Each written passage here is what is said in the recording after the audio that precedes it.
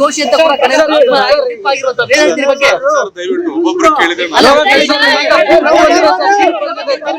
Sir, ಇದೊಂದು ನಾನು ಈಗ ಬೆಳಗ್ಗೆನೆ ಹೇಳಿದ್ದೆ, ಈ ಒಂದು ಹೋರಾಟದಲ್ಲಿ ನಾವು ಗೆಲ್ತೇವೆ.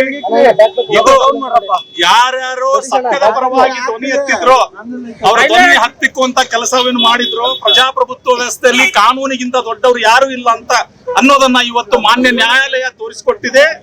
ಯಾರು ಶಕ್ತಿಯಿಂದ, ಹಣಬಲದಿಂದ, ರಾಜಕೀಯ ಶಕ್ತಿಯಿಂದ ನಾವು ಏನಾದ್ರೂ ಮಾಡಿದ್ರು ಸಹ ಅದನ್ನ ನಾವು ಮುಚ್ಚಿ ಹಾಕಬಹುದು, ಪೊಲೀಸರನ್ನು ಉಪಯೋಗಿಸಿಕೊಂಡು ಎಲ್ಲವನ್ನು ಮುಚ್ಚಿ ಹಾಕಬಹುದು ಅಂತ ಯಾರು ಇವತ್ತು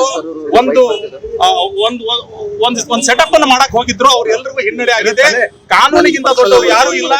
ಯಾವ ಪೊಲೀಸ್ ಅಧಿಕಾರಿಗಳು ರಾಜಕಾರಣಿಗಳ ಮಾತನ್ನು ಕೇಳಿ ತಪ್ಪು ಮಾಡಿದ್ರೆ ಏನಾಗುತ್ತೆ ಅನ್ನೋದಕ್ಕೂ ಕೂಡ ಇವತ್ತು 1ರಿಂದ ಆರೋಪಿ ನಂಬರ್ 2ರಿಂದ 19ರವರೆಗೂ ಎಲ್ಲರಿಗೂ ಕೂಡ ಶಿಕ್ಷೆ ಆಗಿದೆ. ಎರಡು ಜನರಿಗೆ ಅಕ್ಯೂಟಲ್ ಆಗಿದ್ದಾರೆ. ಅದೇನ್ ಮಾಡ್ಬೇಕು ಅನ್ನೋದ್ರ ಬಗ್ಗೆ ನಾವು ಯಾವ ಆಧಾರದಲ್ಲಿ ವಿನಯ್ ಕುಲಕರ್ಣಿ ದೋಷಿ ಅಂತ ಅವ್ರ ಮೇಲೆ ಇದ್ದಂತ ಆರೋಪಗಳು ಸಾಕ್ಷಿಗಳೇನು ಸಿಕ್ಕಿತ್ತು ಸರ್? ಬಹಳಷ್ಟು ಸಾಕ್ಷಿಗಳಿದಾವೆ, ಅದು ನಾಳೆ ಗೊತ್ತಾಗುತ್ತೆ ಸರ್. ಅದು ಮತ್ತೆ ಇವತ್ತುವರೆ ಅವರ ಆರೋಪಿ ಅವರು ಅಪರಾಧಿಗಳು ಹೌದಾ ಅನ್ನೋದನ್ನ ಅಷ್ಟೇ ಮಾತ್ರ ಕೋರ್ಟ್ ಹೇಳಿದೆ. ಅವ್ರು ಎಲ್ಲರೂ ಅಪರಾಧಿಗಳಂತ ಹೇಳಿದ್ದಾರೆ. ನಾನು ತಮ್ಮ ಮೂಲಕ ಹೇಳಕ್ ಇಷ್ಟೇ ಬಯಸ್ತೀನಿ, ಈ ಒಂದು ಪ್ರಕರಣದ ಹೋರಾಟಕ್ಕೆ ನಮ್ಗೆಲ್ಲರೂ ಬೆಂಬಲ ನೀಡಿದಂತ, ವಿಶೇಷವಾಗಿ ಧಾರವಾಡದಲ್ಲಿ ಸಮಾನ ಮನಸ್ಕ ಹೋರಾಟಗಾರರು ಯಾರ್ಯಾರು ನಮಗೆ ಬೆಂಬಲ ನೀಡಿದ್ರು ಅವ್ರಿಗೆಲ್ಲರಿಗೂ ಹೃದಯಪೂರ್ವಕ ಧನ್ಯವಾದಗಳನ್ನು ಹೇಳಕ್ ಬಯಸ್ತೀನಿ. ಅದರಲ್ಲೂ ಕೂಡ ಎಲ್ಲ ಮಾಧ್ಯಮ ಮಿತ್ರರಿಗೆ ಈ ಒಂದು ಪ್ರಕರಣವನ್ನ ನಾವು ಹೋರಾಟ ಮಾಡಬೇಕು, ಇದರ ನೈಜ ಆರೋಪಿಗಳು ಬಂಧನ ಆಗಬೇಕು ಅಂತ ಹೇಳಿ ನಾವು ಧ್ವನಿ ಎತ್ತಿದಾಗ ಎಲ್ಲ ಮಾಧ್ಯಮದವರು ಕೂಡ ನಮ್ಮ ಸಹಕಾರಕ್ಕೆ ನಿಂತ್ಕೊಂಡ್ರು, ನಮ್ಗೆ ಸಾಥ್ ಕೊಟ್ಟರು. ಹೀಗಾಗಿ ತಮಗೂ ಕೂಡ ಹೃದಯಪೂರ್ವಕ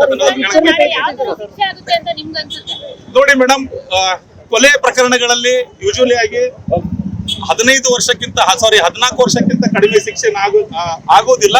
ಆದ್ರೂ ನಾಳೆ ನೋಡ್ಬೇಕು, 10 ವರ್ಷ ಮೇಲ್ಪಟ್ಟು 14 ವರ್ಷದ ಒಳಗಡೆ ಶಿಕ್ಷೆ ಆಗಬಹುದು ಅಂತ ನಮಗಿದೆ.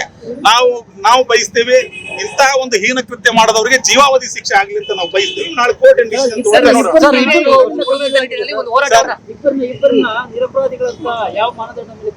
ಅದು ಗೊತ್ತಾಗಿಲ್ಲ ಸರ್, ಯಾವ ಮಾನದಂಡ ಅಂತ ನಾಳೆ ಗೊತ್ತಾಗುತ್ತೆ ಸರ್. ತಾವೇ ಕೂಡ ತಮ್ಮ ಮಾಧ್ಯಮದಲ್ಲಿ ಅದನ್ನೆಲ್ಲವೂ ಕೂಡ ತಾವು ತೋರಿಸಿದಿರಿ.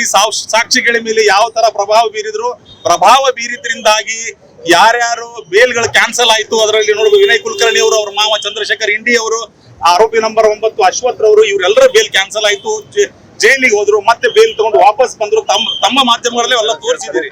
ಸೊ ಇದರಲ್ಲಿ ಎಲ್ಲಾ ಡ್ರಾಮಾಗಳು ಕೂಡ ಆಗಿದೆ. ಈ ಒಂದು ಯೋಗೇಶ್ ಗೌಡರ ಕೊಲೆ ಪ್ರಕರಣವನ್ನ ಹತ್ತಿಕ್ಕುವ ಮೂಲಕ ನಾವು ಪ್ರಜಾಪ್ರಭುತ್ವ ವ್ಯವಸ್ಥೆಯಲ್ಲಿ ರಾಜರಾಗಿ ಮೆರಿಬೇಕು ಅಂತ ಯಾರು ಹೊರಟಿದ್ರು ಅವ್ರೆಲ್ರಿಗೂ ಕೂಡ ಇವತ್ತು ಕಾನೂನಿನ ಮೂಲಕ ಉತ್ತರ ಸಿಕ್ಕಿದೆ ಅಂತ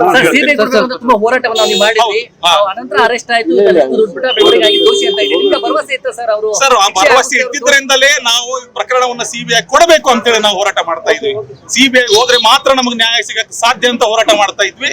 ಸಿಬಿಐದವರು, ವಿಶೇಷವಾಗಿ ಸಿಬಿಐ ತನಿಖಾ ತಂಡ ಏನಿತ್ತು, ಐಒ ಶ್ರೀ ರಾಕೇಶ್ ರಂಜನ್ ಅವರ ನೇತೃತ್ವದ ತಂಡ, ಅವರ ನೇತೃತ್ವದಲ್ಲಿ ಸಮೀವುಲ್ಲಾ ಅಂತ, ಬಸವರಾಜ್ ಅಂತ, ರಮೇಶ್ ಅಂತ ಏನು ಕಾನ್ಸ್ಟೇಬಲ್ ಮತ್ತು ಹೆಡ್ ಕಾನ್ಸ್ಟೇಬಲ್ ಗಳಿದ್ರು, ರಾಕೇಶ್ ರಂಜನ್ ಐಒ ಅವರು ಬಹಳ ಅತ್ಯುತ್ತಮವಾದಂತ ಕೆಲಸವನ್ನು ಮಾಡಿ ಚಾರ್ಜ್ ಶೀಟ್ ಅನ್ನು ಕೋರ್ಟ್ಗೆ ಸಲ್ಲಿಕೆ ಮಾಡಿದ್ರು. ಚಾರ್ಜ್ ಶೀಟ್ ಸಲ್ಲಿಕೆ ಆದ ಮೇಲೆ ಕೋರ್ಟ್ ಅಲ್ಲಿ ಅವಾಗಿನ SPP ಶ್ರೀ ಗಂಗಾಧರ್ ಶೆಟ್ಟರು ಬಹಳ ಚೆನ್ನಾಗಿ ಅದನ್ನ ಕನ್ಸ್ಟ್ರಕ್ಟ್ ಮಾಡಿದ್ರು. ಅದನಂತರ ಬಂದಂತಹ ಸಿಬಿಐ ವಕೀಲರು ಕೂಡ ಹೇಮಾ ಮೇಡಮ್ ರವರು ಮತ್ತು ಅವರ ತಂಡ ಬಾಲಾಜಿ ಅವರು ಬಹಳ ಚೆನ್ನಾಗಿ ಈ ಪ್ರಕರಣವನ್ನ ಕೋರ್ಟ್ ಅಲ್ಲಿ ಮಂಡಿಸುವ ಮೂಲಕ ಇವತ್ತು ನಮ್ಗೆ ಗೆಲುವು ತಂದುಕೊಟ್ಟಿದ್ದಾರೆ. ಇದರಲ್ಲಿ ನಾವು ಏನು ಹೋರಾಟ ಮಾಡ್ತಾ ಇದ್ವಿ, ಇದರಲ್ಲಿ ಶ್ರೀಮತಿ ತುಂಗಮ್ಮ ಹಾಗೂ ಗುರುನಾಥ ಗೌಡರ ಜೊತೆ ನಮ್ಮ ಜೊತೆ ನಿಂತ್ಕೊಂಡು ನಮ್ಮಿಂದ ಯಾವುದೇ ₹1 ಫೀಸ್ ಕೂಡ ತಗೊಳ್ಳದಂಗೆ, ಇಲ್ಲಿವರೆಗೂ 9.5 ವರ್ಷದ ₹1 ಫೀಸ್ ಕೂಡ ತೆಗೆದುಕೊಂಡಂಗೆ ನಮಗೆ ಕಾನೂನಿನ ಸಲಹೆ ಕೊಡುವ ಮೂಲಕ ಕೋರ್ಟ್ ನಲ್ಲಿ ನಿಂತ್ಕೊಂಡು ವಾದ ಮಾಡಿದಂತಹ ಶ್ರೀ ದೀಪಕ್ ಶೆಟ್ಟರು ಕೂಡ, ಅವರಿಗೆ ಕೂಡ ಈ ಒಂದು ಹೋರಾಟದ ಫಲ ಸಿಗಬೇಕು. ಅವರು ಬಹಳ ಬಾಜಿಂದ್ರು ಇದ್ರಲ್ಲಿ ಇವತ್ತು ಗೆಲುವಿಗೆ ಪ್ರಮುಖ ಕಾರಣರಲ್ಲಿ ದೀಪಕ್ ಶೆಟ್ಟರು ಕೂಡ ತಮ್ಮ ಮೂಲಕ ಅವ್ರಿಗೂ ಕೂಡ ನಾನು ಧನ್ಯವಾದಗಳನ್ನು ಹೇಳಕ್ ಬಯಸ್ತೀನಿ. ಈ ಹೋರಾಟದಲ್ಲಿ ನಿಮ್ಗೆ ಏನಾದ್ರು ಬೆದರಿಕೆ ಕರೆಗಳು, ತುಂಬಾ ಬೆದರಿಕೆಗಳು, ಒತ್ತಡಗಳು ಇವೆಲ್ಲವೂ ಬಂದು ಹೋಗಿದೆ. ಅವೆಲ್ಲವನ್ನು ಸಹಿಸಿಕೊಂಡಿದೀವಿ. ಇವತ್ತು ಬಹಳ ನನಗೆ ಆ ವರ್ಡ್ಸ್ ಕೂಡ ಬರ್ತಾ ಇಲ್ಲ. ನನ್ಗೆ ಬಹಳ ಸಂತೋಷ ಆಗಿದೆ. 10 ವರ್ಷ ತುಂಬಾ ಕಷ್ಟಪಟ್ಟಿದೆ. ಗೆಲುವು ಬಂದಲ್ಲ, ತಮ್ಮೆಲ್ಲರಿಗೆ ಹೇಳಕ್ ಬಯಸ್ತೀನಿ ಸರ್. ಇದೊಂದು ಕಾನೂನಿನ ಮೇಲೆ ಎಲ್ಲಾ ಜನ ಕೂಡ ಕಾನೂನಿನ ಮೇಲೆ ನಂಬಿಕೆ ಇಡಬೇಕು. ಕಾನೂನಿನಿಂದನೇ ಈ ದೇಶ ನಡೀತಾ ಇರೋದು. ಈ ದೇಶ ಸಂವಿಧಾನದಿಂದ ನಡೀತಾ ಇದೆ. ನಾನು ಅವಾಗ ಹೇಳಿದೆ, ಇದು ಪ್ರಜಾಪ್ರಭುತ್ವ ವ್ಯವಸ್ಥೆ, ರಾಜರ ವ್ಯವಸ್ಥೆ ಇಲ್ಲ. ಇಲ್ಲಿ ನಮ್ಮ ವಿನಯ್ ಕುಲಕರ್ಣಿ ಅಂತವರು ಅಂತಹ ಏನು ಮನಸ್ಥಿತಿಯನ್ನು ರಾಜರ ಮನಸ್ಥಿತಿಯನ್ನು ಹೊಂದಿದಾರಲ್ಲ ಅವ್ರೆಲ್ಲರಿಗೂ ಕೂಡ ಇದೊಂದು ಪಾಠ. ಯಾವ ಪೊಲೀಸ್ ಅಧಿಕಾರಿಗಳು ಇವ್ರು ರಾಜಕಾರಣಿಗಳ ಮಾತು ಕೇಳಿ ಕೆಲಸ ಮಾಡ್ತಾರೆ ಅವ್ರಿಗೂ ಕೂಡ ಇದೊಂದು ಪಾಠ ಈ ಪ್ರಕರಣ ಅಂತ ಹೇಳಕ್